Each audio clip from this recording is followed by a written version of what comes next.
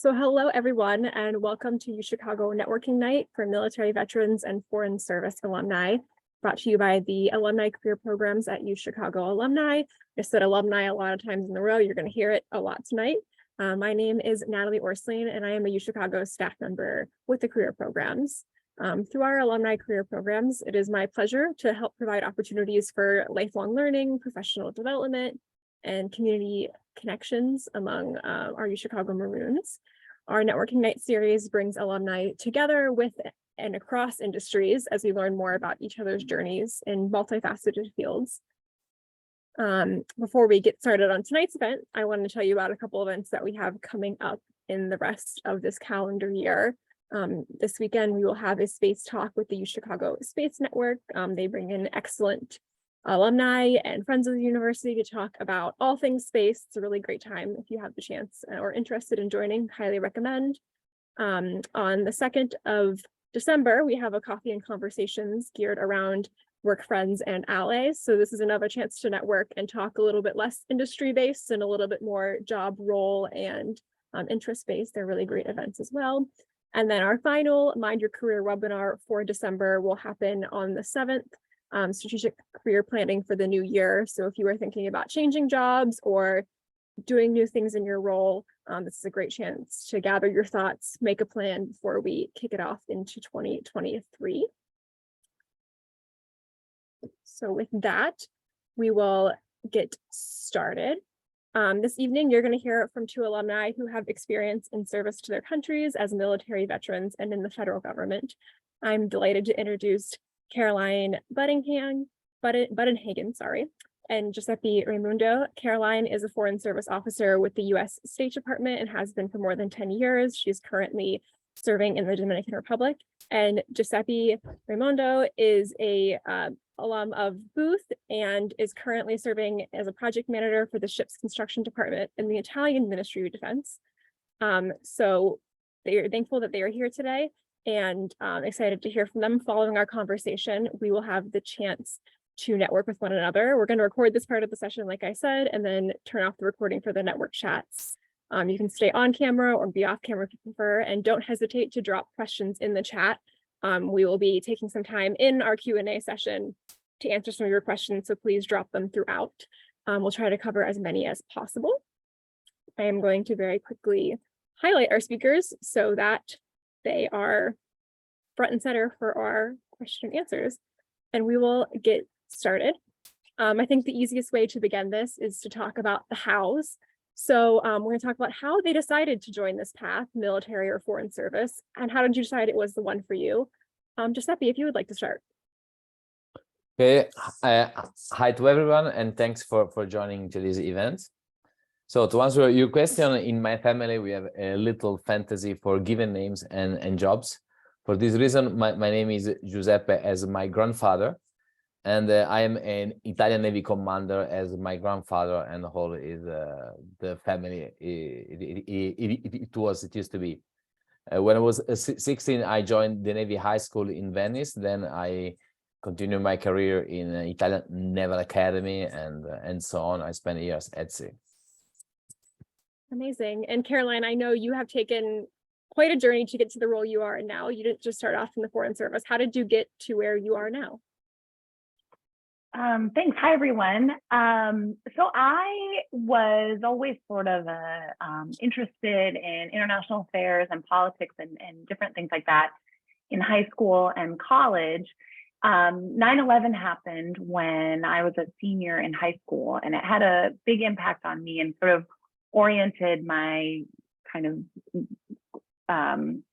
wish to make a difference toward the federal government. So I joined the federal government right after my bachelor's at Chicago, but I did take a little winding path to get to the Foreign Service. Initially, I was a paralegal at the Federal Trade Commission and decided very quickly I did not want to go to law school. So that was a really helpful lesson to learn early on. And then, as I mentioned, it was sort of the post 9/11 real expansion of the federal government, and sort of especially in the area of counterterrorism and Customs and Border Protection, which is part of the Department Department of Homeland Security was hiring a lot in that field. And so I ended up as an intelligence briefer for CBP. And while I was there, I did a temporary assignment at the U.S. Embassy in Mexico City. And that's where I kind of got the bug for living abroad. I met a lot of Foreign Service officers when I was working at the embassy, and decided to take the Foreign Service test and join the Foreign Service from there. Amazing. And throughout this, for Caroline, before you started, and Giuseppe, during your service, you were UChicago students. So can you talk a little bit about how your UChicago education factored into your career path, and the lessons that you learned at UChicago, how they followed you into the work you do? Caroline, if you want to start. Sure. I studied public policy studies at Chicago, which sort of made sense given the interest in government. It was also sort of the most applied field that I could find as a University of Chicago undergraduate, in a place that was, as we know, is very focused on sort of theory and sort of the academic side of things. So from there, you know, it was sort of a natural transition into the federal government. But I think many of the lessons that I learned at Chicago, and sort of the orientation in particular towards data and rigor, has really served me well in different assignments in the Foreign Service. As a political officer, in Dubai. You know, you're trying to advise Washington and sort of understand the situation on the ground, and you need to consider all different data sources, all different voices, to make sure that you're getting the full picture. And I think that is something that came through really strongly in my Chicago education. In my current position I'm in the consular section in Santo Domingo. I'm in the immigrant visa unit, and we have the largest backlog of immigrant visas in the world. And there too, we're always, we're very focused on data and metrics and sort of the hard facts that feed into our plans and processes. So we're, I think we're looking always for the data that will support the theoretical changes that we want to make. And Chicago, with its focus on, you know, the original text and focus on data, really prepared me well for that. That's awesome. And Giuseppe, you know, were already in the military once you started your degree here at Booth. So can you talk a little bit about how your education factored into your career path as well? Yes, thank you. I'm still currently serving in the military right now. My MBA at the University of Chicago has been one of my best life choices so far. It opened my eyes and let me drink to the well of knowledge, as I always say. Regarding the impact in my job, not been working in finance or in entrepreneurship, the most outcome is more indirect. To be more specific, I'm using in my everyday job about the 32% of the subject that I really studied in my MBA, but I'm using I could say the 200% of the method, the mindset, and the network that I acquired during my study. I think that has been very useful, the mental approach that I learned during my study in the University of Chicago and my network, and I found very useful all the elective I attended in the soft skills, for example, leaderships or storytelling or persuasion. I think they are a very good toolkit for every senior manager. Amazing. The idea of building a toolkit is, I think, really important, because the idea that you're not going to take every single, you know, exact piece of information that you learned in your degree to your next role or every role, but the skills you learn along the way, I think is really valuable. You are both in careers of service, serving in the military and in the foreign service, and government in general is a career of service. Can you talk through the most challenging and the most rewarding parts of your careers of service? Let's start with you, Caroline. Sure. I would say the most challenging is being away from friends and family, being abroad, moving every couple years. It is exhilarating and very exciting, but it's hard. You miss things, and you really have to make an effort to maintain your connections with family and friends back in the States, who may not, remember what country you're in, or just have a very different lifestyle or mindset, and are putting down roots in one place, whereas you really have to bring your home with you. It's extremely rewarding though, and some of the rewarding aspect comes from that very nature of moving every few years, experiencing different cultures, really getting to live in and get to know a culture rather than just visit. In my current position, and as I mentioned in immigrant visas, it's extremely rewarding. We are reuniting families, family members who have been apart for years and years.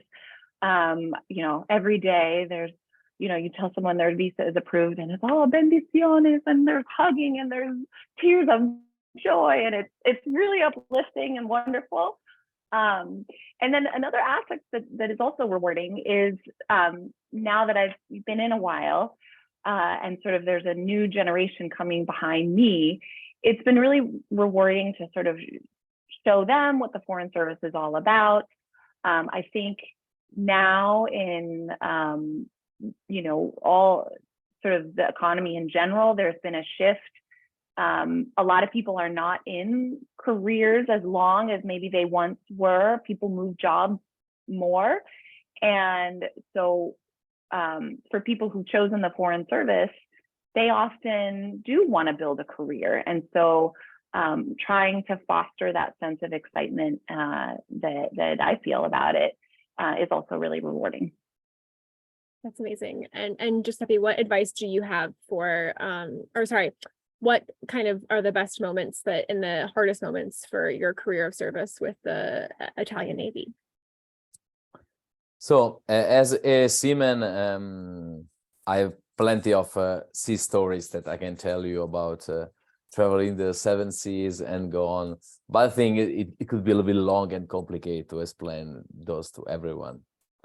I just can tell you that once I decided to join the University of Chicago for my MBA program, I was had that time serving as the deputy director of a shipyard, and my life became a sort of hell. I had plenty of work to do on one side and plenty of study to do on the other side. So I really remember to organize a negotiation meeting or progress meeting during the break in between classes or in between activities at university in video call. And it was really a busy time of my life. But honestly, at the end of all these big efforts, the reward has been incredible. Once you make the impossible possible, you have inside of you a sort of strength, that a sort of feeling, nothing can stop you. No one can stop you anymore from between you and your dreams. This is, according to me, the best reward that I could ever have. That's amazing. And sort of talking about advice, Caroline, I think you mentioned that you really have found a new love for being able to connect with the new generations of Foreign Service officers that are coming into the role. Do you have any advice for fellow alumni who are currently in the Foreign Service work or are looking to join it? What kind of advice would you give them as they join? Yeah, I mean, I would say in terms of joining, I was told this, and I think it's still true, that it's good to have as a plan B in the sense that it can take, there's a whole test and it takes a year and it can take a while. So it's good to continue living your life and maybe doing something else and then hopefully, joining when that becomes available. I think one of the great strengths of the Foreign Service is that the U.S. Foreign Service, there isn't a particular degree that's required.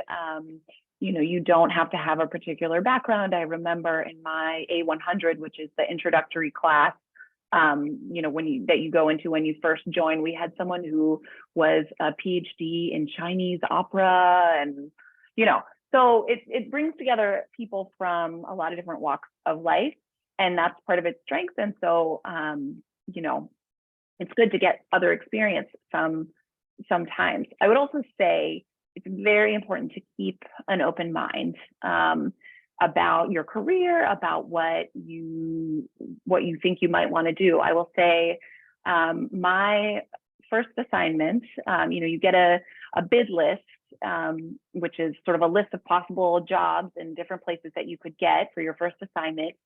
And you submit your preferences, and then you get your assignment, and it's very public. We call it Flag Day. You get a little flag with the country where you're going. I told the advisor that we had at the time, don't send me to Mexico. I've already lived in Mexico. I want to go somewhere exotic. I'm joining the Foreign Service. I don't want to, I had worked for a border agency. And then my first assignment was in Mexico, and I was kept it together, when everyone was in public. And then later I was sort of like, oh my gosh, what am I doing? I've made, this huge mistake. And it turned out great. And I met my husband here and made lifelong friends, and I love Mexico. And, things turn out in ways that you don't expect. And I think that has been true for every assignment that I've been to. I'm a consular coned officer, which means my focus over the course of my career will be consular work, which is American citizen services and visas. However, my next assignment, where I'm going next summer, is going to be the political chief in Ethiopia. So, which I'm sort of like, why are you giving me this job? I'm completely unqualified, but hopefully everything will turn out great. And I'm sure by the time I get there, I'll know what I'm doing. So it's very much a career where you are hired as a generalist. You're hired for your skills, not so much your knowledge of a particular area or country. And so being open to different places, different kinds of jobs will, I think, make it more enjoyable and less frustrating. Yeah, I can imagine. I think similarly in both of these fields, the idea that your location for the next however bit of time is at the will of someone else, I think could be both exhilarating and also very, very stressful. Giuseppe, do you have any advice you would like to share with your fellow alumni? Yes, for sure. I'm I'm not that old that I can provide some big advice like a wise man. I'm only 46. So I can say that life is always very challenging, and it rewards only the ones who keep on trying without any demotivation. So just the difference between the winner and the loser is just the winner is a loser who tried some more times and never to give up. For this reason, I can give as my advice to the younger people just two quotes. One quote is made by an Italian poet who is Gabriele D'Annunzio, who said in Latin, "Memento audere semper." So remember to dare always to dare, never to give up. And the second one is by a German scientist who used to work for NASA, who is one of the maker of the Saturn V, the rockets who took the astronauts to the moon, Maximilian Werner von Braun, who said that I have learned to use the word impossible with the greatest cautions. So it means nothing is impossible, or be very cautious of saying something is impossible in life. That's awesome. That's great advice. And I think my final question before we get to the audience Q&A is that we are at a networking event and networking night. Can you guys talk a little bit about how your network has helped you in the role that you currently are? Or I know we'll start with Giuseppe, because I know you are currently searching for your next role. So can you talk a little bit about how you are utilizing your network to do so? Yes, my network right now is very useful, because I'm looking for a transition in a NATO position or something in other industry, and I have a bunch of friends from my MBA who are working in NATO, who are working in investment banking or in finance, and the network is incredible. But what I found very incredible about the network is how easy it is to expand it as far as you are working on it. So as far you are going to events, as far as you keep on doing in conferences, or trying to be very active on LinkedIn, once you propose the brand University of Chicago, I'm a University of Chicago alumni, it's quite easy to establish a good connection with other alumni and to get very good advice. So in my case, the network is very useful in collecting advices, collecting opinions, and then try to use it as best as I can. Amazing. And Caroline, have you found any use of your network? I know you've been, like you said, quite across the whole entire world. How have you kept networking, and whether it's a UChicago network or another network, how has it helped you? Well, it's funny. There's a friend who we graduated the same year from Chicago, and I'm basically like following her life, because she joined the Foreign Service and her first tour was Monterrey, Mexico. And so she's a couple years ahead of me. And after Monterrey, our paths diverged, and I think she's in like maybe Korea now. But you know, Chicago is an enormous network, but it's also kind of, you know, not so big that it's unmanageable. And the Foreign Service is sort of the same way. You run into the same people. And actually, so funnily enough, the Customs and Border Protection attaché here in the Dominican Republic is someone I worked with when I was at Customs and Border Protection, and he's a Chicago alumni too. So. No, alumnus too. So it's a small world, and you know, it's nice to you know, see people again. That's awesome. Well, thank you guys. Like I said, we're going to get to the audience Q&A portion now, so feel free to type them in the chat or jump in. I'm going to start with one that was put in the chat and was directed towards Caroline. You mentioned the importance of objective evidence in your work, but you also have to use subjective judgment, obviously, because you deal with a lot of personalities and a lot of different stories. So how do you balance those two approaches in the work that you do? That's a really great question. I think a couple of ways. One is, you know, for whatever the field is, and I think it's especially true in, you know, political work and reporting, knowing the landscape and sort of the spectrum of perspectives or ideas or views on a particular issue or U.S. policy toward that issue is really important. That is where our local staff colleagues are invaluable. They, alongside, you know, the U.S. Foreign Service officers who rotate every few years, every embassy has its cadre of local employees who are, you know, often extremely well educated, extremely connected in their field. They know their own host government, their government, really well. And so my strategy has been to rely on that institutional knowledge to sort of understand, you know, the players and what different views they might have, and to sort of get the landscape. And then after that, when it comes to sort of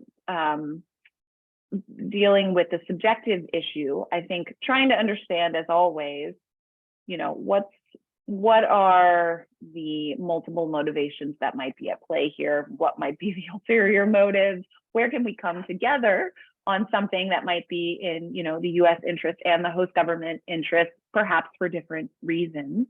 And then I think also, and this has become sort of, this topic has come up a lot more in the last even just few years in the State Department, and I think in our culture more generally, but consciously examining our own biases about a particular topic, and how does either individually, a person's previous experience influence how they're going to read a situation, and then for us as a government, as well, how does our history in a particular place or previous policy decisions, how does that all factor in, and what are the blind spots that we might not be considering? Just trying to be conscious about really examining those and trying to drill down and make sure, question our assumptions always. I hope that answers the question. Yeah, definitely. Thank you for sharing. If anyone has any of their own questions, please feel free to hop in. I have some other ones that I was thinking of when I was thinking of this topic, so I don't want to take anyone's time, but I have more prepared as well. I guess one of my questions is, when I was thinking of these two fields, is they can be quite rules heavy jobs, right? Not just the rules of like the work that you do, but like we talked about before, you're kind of at the service of other people, and they can, the government or the military can tell you, you're going somewhere in the next couple of days, get ready to go. How have you learned to work within sort of a mindset for both of you that you're kind of at the whim of others? Just if we want to start off, how do you deal with kind of the rigidness of the military at times? So the military has a big structure, and there are rules. Sometimes it is a bit rigid in terms of the procedure of mindset. But no one is perfect. There isn't any perfect scheme for anything. The important stuff is to understand why these rigid schemes is useful for, and try to improve it and try to make it smoother for other activities. So nothing is bad or worse. There are just some different features that can be more or less useful according to the situation. This is my opinion.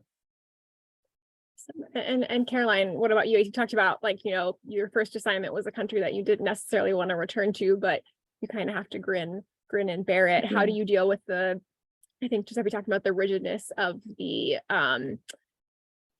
institutions. How do you deal with that in the work that you do, and kind of having to, you also say that you're going to go to Ethiopia next and do something that you're not quite sure that you're qualified for. How do you deal with that and just kind of making the next move no matter what? Mm-hmm. Yeah, I mean, I think fortunately in the Foreign Service, your first two tours are directed assignments, so they do kind of tell you where to go and then you go. But after that, you have a lot more agency, and it's much more like in a way a traditional job search process, but within the State Department, where you're networking and you're interviewing and you're trying to get a job that fits your needs. So in that way, the rigidness at the beginning sort of lessens as you move along. I think the other thing that helps is that as you're in the system longer, in the organization longer, you learn it more, and so you learn where the wiggle room is, and what are the rules that you have to follow and what are the rules that you don't, and you can bend when needed, or when it works for you. The other aspect I'll talk about that I think that was interesting is, you're part of the federal government. The Foreign Service were career Foreign Service officers, but you also work for an administration, and it might be an administration that you don't personally agree with in terms of your own political views. And I think that also can be challenging, kind of retaining the focus on the institution and the idea of service really helps. It also helps, carving out a space for yourself in a particular job where you feel like you can make a difference in a way that you want to. But I'll share, I had a lot of colleagues who, not a lot, but some, who felt that, for example, when the Trump administration came in, they no longer wanted to be part of the administration, and so then they left. And that's kind of the deal you have to make. You are part of the administration, and you continue with it as long as you want to. And if you feel that you can't execute that administration's policies, then you have to move on. And then on the point of sort of how do you deal with going to jobs where you feel unqualified, you just fake it until you and then also, I think, as I said, you rely on people who do know, which is your local staff, which is you ask a lot of questions, and you don't try to do too much too soon, and you listen a lot, and then it, I think, because at least on the for the officer side, everybody's in the same boat, and everybody knows, there's a steep learning curve. It's generally expected that you do need to hit the ground running, but that there is a learning process, and that's, part of what makes the job worthwhile and exciting. That's awesome. Thank you. Thank you guys for sharing. And we have another question in the chat here. So Neil wants to know, do the panelists agree that diplomats are more comfortable with ambiguity and partial outcomes than military officers are? I would love to hear your guys' thoughts with that. Giuseppe, if you want to start. Okay, this is a very good question. We can talk about it for the whole night. The answer could be seen from couple of different perspectives. So if you normally check of what we have as a standard cliche of diplomat and military officers, this is true, because the diplomats are normally used to work in sort of more ambiguity stuff, and the military officers are normally working much more on orders and rules and everything. But if I have to compare my career and my duty of senior officer, of a commander of the Navy, the 80% of my job is moving in ambiguity and partial outcome as well. Even when you have to do some evaluation, my job is to organize work, to check data information, and to take the best decisions for my staff, and in order to achieve my result.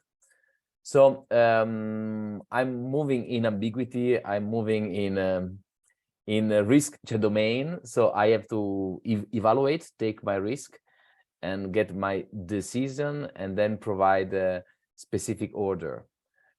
So my outcome is more specific and deterministic, but my evaluation are 90% of the time based on partial data that can be biased, that can be not correct, that can be corrupted, and I need to understand how the situation it is. So I do not fully agree with this sentence at the end of the day. Great, thank you for sharing that, Giuseppe. And Caroline, I guess, to argue or to maybe agree with on the other side, do you feel like as a diplomat you are really comfortable with ambiguity and partial outcomes in a way that perhaps military officers are not? Well, I don't know that I was when I started, but I am now. I I drank the Kool-Aid. I think yes, in many ways. I'll give, I guess, two examples. One is in political reporting work and a lot of these issues that we're all, if you're trying to achieve, big goals like economic prosperity and mutual security, and you're by nature sort of trying to move a really big ball up a really big hill, and mostly you're just trying to not let it crush you and fall back down on you, and hopefully you push a lot and it like maybe moves up a few inches, and that's sort of how you have to see it, and you have to sort of build in milestones for yourself along the way. I think Foreign Service officers naturally have to get good at this because our main way that we advance is through annual promotion panels, where we are evaluated on one 3-page document where we have to sort of communicate all of the outcomes that we achieved on behalf of the U.S. government or the embassy or the mission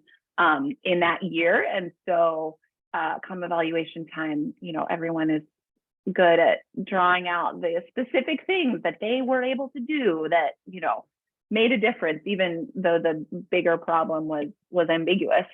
So I think that's an example on the political side. And then I think in consular work, again, there is so much ambiguity, and much of it comes from, at least on the visa side, the fact that you are making decisions about someone's eligibility for a visa in 1 to 2 minutes, if it's a tourist visa, and you're in a visa mill, like in, Mexico or Brazil or any of these places. And I think for a lot of officers, and this is one of the things that I see in the sort of mentoring aspect that I was talking about earlier, a lot of people are kind of like, wait, what? I'm not sure. I can't possibly make a decision with this limited amount of information. But you do it, 30,000 times, and then you get better at it. So I think, or you do it, 100 times a day for a few months, and you just sort of do become more comfortable with that ambiguity and sort of making a decision and then moving on, and being okay with the fact that, you may get it wrong sometimes, and the way our system is set up, that's sort of how it has to be. So I would say, I guess I would agree. Although I also, I like black and white as well, but I have become more comfortable with the gray. Awesome. Well, thank you guys so much for sharing. I really appreciate that. That was a great conversation, and I appreciate you both of your times. I know you are both abroad and on, especially in Giuseppe's case, different time zones than us. We appreciate you being here. We are going to start the networking portion of our night. So I am going to